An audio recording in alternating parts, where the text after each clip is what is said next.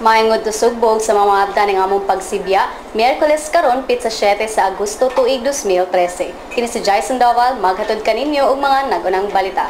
Ug kini si Army Garde maghatod kaninyo og mga nagbagang chika sa showbiz. Kini ang Sunstar Webcast.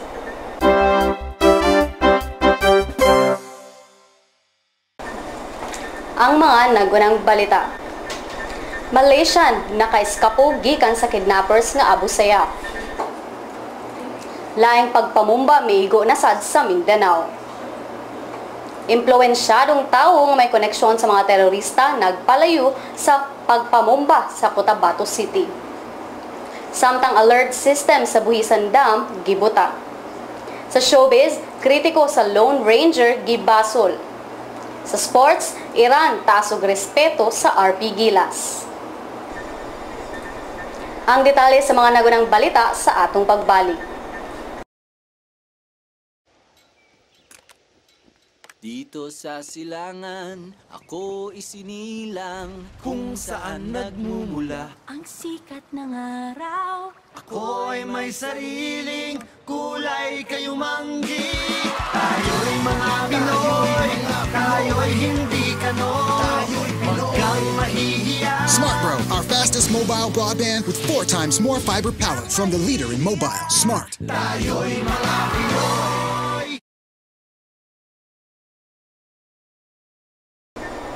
Ang detalye sa mga balita. Usa sa duha ka mga Malaysians kinsa gi-kidnap sa grupong Abu Sayyaf sa miaging tuig ang nakaiskapo kagahapon. Si Sulu Police Director Abraham Orbita niingon nga ang nakaiskapo nga si Tong Wee J, 26, niabot sa Barangay Pasil, Indanan Town, Sulu alas 7 sa buntag kagahapon. Si Tong gikidnap sa grupo ni atong Nobyembre 13 tuig 2002. Kauban sa iyang igagaw nga si Tong Wei Fei sa palm oil plantation sa Lahad Datu, Sabah. Ang mga Malaysians nagdumala sa maong plantation.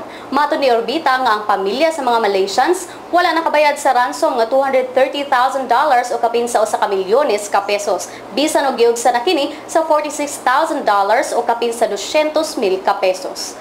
Si Tong nakitaan nga naglakaw sa dalan, din siya makit-is sa mga kapulisan. Sa laing balita, laing bomba na sad ang mibuto sa Soc-Sargen Region kaganinang kaadlawon. Matud pa ni North Cotabato Philippine National Police kon PNP Provincial Director Danilo Peralta nga nibuto ang wala pa mailhi nga klase sa bomba sa atubangan sa M. Villiers Pawn Shop nga naa sa Santo Niño Street, Midsayap, North Cotabato. Sa second floor sa maong establishmento mao ang istasyon sa 104.1 WOW FM radio. Matud pa nga gibutang ang improvised explosive device sa ilawom sa lingkuranan sa maong pawn shop. Tungod sa kakusog sa bomba, naguba ang atubangan nga parte sa pawn shop ug ang salamin sa tindahan nga naa sa atbang. Na off-air usab kadali ang maong estasyon sa radyo. Ang maong pagpamumba nahitabo usa ka adlaw human sa pagpamumba didto sa Sinsuat, Cotabato City. Giimbestigahan pa karon sa kapulisan kung duna bay kalambigitan ang duha ka pagpamumba. Wala pa'y nabalita nga naangol og mga namatay ning maong pagbalita. Sa laing balita, gipahayag ni Cotabato City Mayor Gipal Giani Jr. nga usa ka influensyal nga tawo ang naa sa likod sa pagpamomba sa Cotabato City nga mao hinungdan sa pagkamatay sa 8 ka mga tawo apilang security escort sa iyang igsuon nga si City Administrator Giani Sayadi. Dugang pa sa mayor nga kining maong tawo dunay koneksyon sa terorista nga grupo. Wala usab kini gihingan lang sa mayor apan matud pa niya nga moabot usab ang panahon nga maaresto kini mga tawhana sa mga otoridad.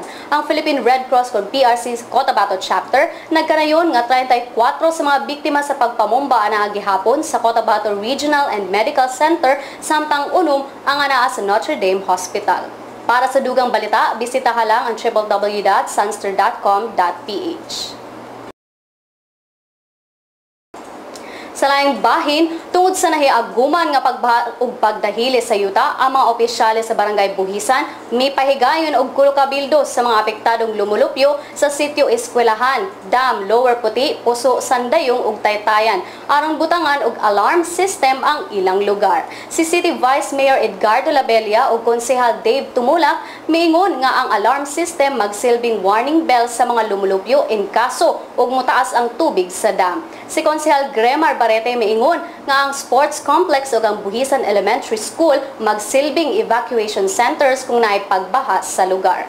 Matod ni Barete ug Labelia nga ang Buhisan Dam daan na kayo gani sobra na sa usa ka gatos ang edad niini. Kahinumduman nga sa miaging adlaw ang balay nga gipinag-iyahan sa Kaburnay family naguba human midahili ang usa ka dako nga bato sa ilang balay. Basahang dugang detalye ning balita sa www.sunster.com.ph. Mosunod ang kapalaran gikan sa Sunstar Super Balita.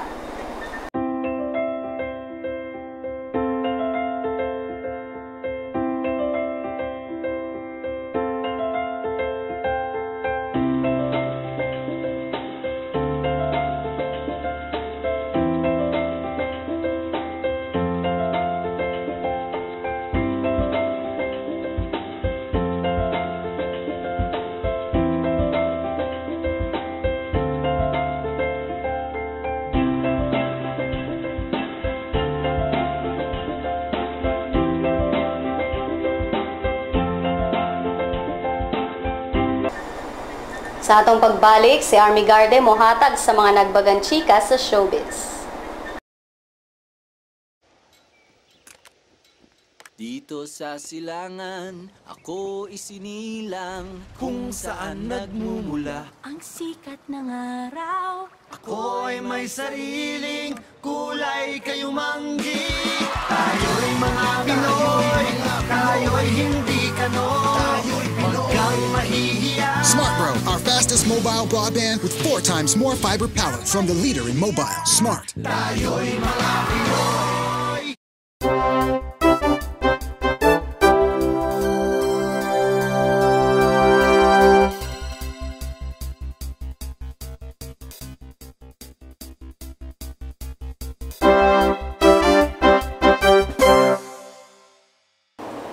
Sa showbiz balita, gisaysay sa aktor nga si Johnny Depp ang rason ug nganong naalkansi ang pelikulang Lone Ranger ug ang mga film critic mo ay gibasol tungod sa ilang mga negatibo nga komento. Ang movie maker nga si Jerry Bruckheimer ug George Verbinski masaligon nga mamahimong blockbuster ang mga pelikula apan tungod sa mga nanggawas nga negatibong komento, daghan ang wala mainteres sa pagtan-aw niini. Apan base sa opisyal nga talaan ni atong Agosto 3, ang pelikulang Lone Ranger nga migasto og $250 million, igo lang kini mikita og $86 million sa US box office.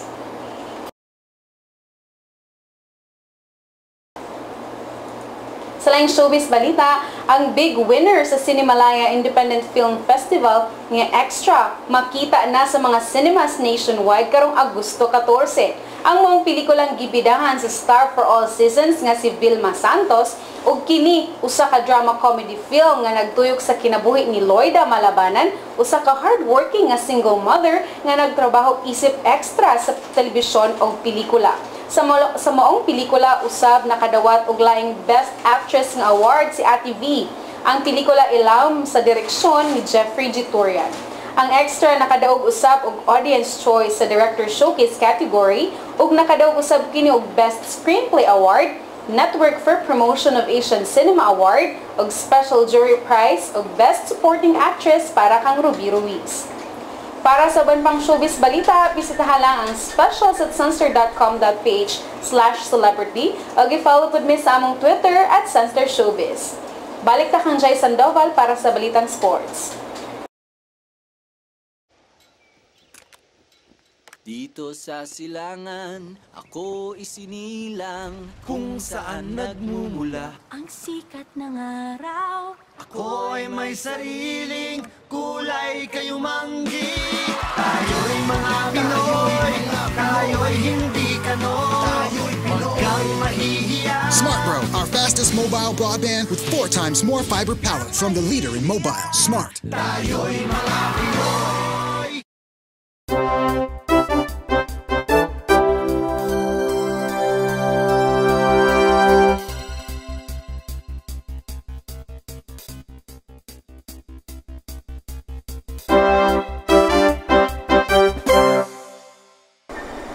Salamat Army sa sports balita. Humanila gipang makmak ang powerhouse China, ang Iran mauna karon ang gikonsiderar nga labing gikahadlokang puwersa sa 2013 FIBA Asia Championship nga gipahigayon sa SM Mall of Asia sa Manila. Sa second elimination round, ang Iranians mao ang nagkuha sa Group F, diin ilang kauban ang Korea, China, Kazakhstan, Bahrain ug India. Sa Group E mo ang Chinese Taipei, Jordan, Japan, Qatar, Hong Kong ug Philippines. Alang kang Serbian coach Memi Besevic, lisod pa kaayo ang dalan nga ilang subayon ug lakip sa ilang gikabalak ang puwersa mao ang host Smart Gilas Pilipinas. Giklaro niya nga dili pwedeng kumpiyansaan ang mga Pinoy.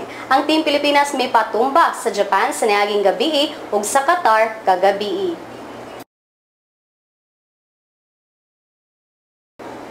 Sa laing sports balita, naglaraw si kanhi world champion Nonito the Filipino Flash Donaire nga moaway na isip usa ka featherweight karong Nobyembre. Si Donaire kinsa nakabira na og world title sa flyweight, bantamweight ug junior featherweight divisions, mihangyo sa mga nagdumala kaniya. Labing siguro tugtan si Donaire apan ning puntuha wala pay nahisgutan kung kinsa ang iyang ikaharong. Gipasabot ni Donaire nga musuway siya og usa ka away sa featherweight unya inig kahuman niini magtinguha na siya og world title bout sa bag-o niyang timbang. Lakip sa punterya sa boksidor mao ang mudaog sa away nila ni Orlando Salido ug Orlando Cruz nga mag-ilog sa bakanteng WBO featherweight title sa umaabot.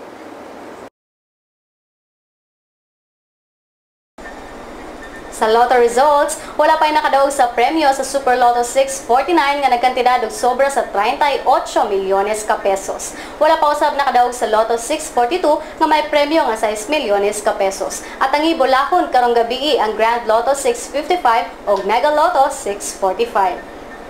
Ang balor sa dolyar gikan sa Bangko Sentral ng Pilipinas, $1.43 pesos. O ganang sa kahimtang sa panahon, atong paminawan si Oscar Tabada gikan sa Pag-asa Mactan. Ang dakbay ng lalawigan Subo, magpalayan kita pag sinatay mapanganuron, inuundo lang kita yung mainit sa mga tarong adlaw, ilubanan sa kanay magkusog-kusog, kapag ulan ng paturutog, panugdog kilat, karong hapon, o karong adlaw, usab ingon man ugma. Dala ka siya sa gitawag na itong intertropical convergence zone. So, doon yung usab kiling magkusog ng mga pangulan, o panulog-kilat po niyang Biyernes sa gabi, kunya mahimo kaning mahinay nga pangulan gikan sa Sabado hangtod sa Domingo. Ang buhol ingon man ang Negros Oriental ug Dumaguete, pakislati usab kining malang-arang nga panahon hinuon. Dunay mga pangulan, kusog-kusog nga pangulan ug panulog-kilat karong gabi, ingon man sa Huwebes, Biyernes ug Sabado ug Domingo sa gabi. Mahinay ngadto sa kusog-kusog nga hangin gikan sa habagatan sa San Pangulos ug atong dagat sa Babayan na nini. May pagkamadurot. Gikan mo tas Pag-asa, Oscar Tabada. Dinhi natapos ang atong mga balita karong adlaw. Para sa uban pang mga balita, bisitaha lang ang www.sunster.com.ph. Ug i-follow pud mi sa among Twitter @sunsteronline ug i-like ang among Facebook page Sunster Philippine News. Dinhi natapos ang atong mga balita karong adlaw. Kini si Jason Doval, Ug kini si Army Garde. ug kini ang Sunstar Webcast.